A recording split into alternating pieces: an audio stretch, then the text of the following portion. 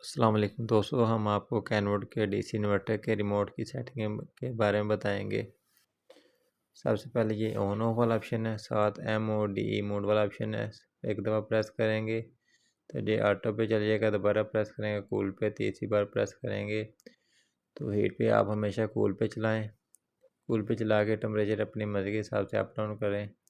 ये इसका eco gear mode है, मतलब एम्पेयर लॉग ऑप्शन है। ये एक दफ़ा प्रेस करेंगे तो 75% मतलब 75% ये बिजली लेगा।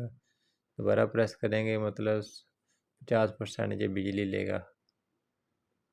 ये इसका एम्पेयर लॉक वाला ऑप्शन है।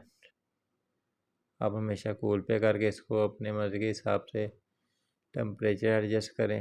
ये टेम्परेचर अप वाला ऑप्शन है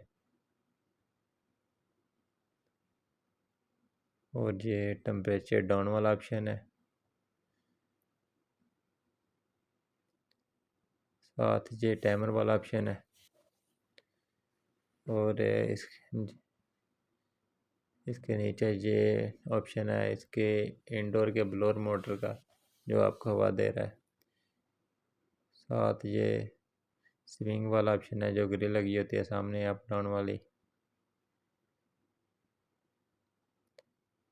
ये नीचे ग्रीन वाला ऑप्शन है, साथ LED का ऑप्शन है और जे टर्बो वाला ऑप्शन है। जे टर्बो पे चलाएंगे तो ये नॉन स्टॉप आपको फुल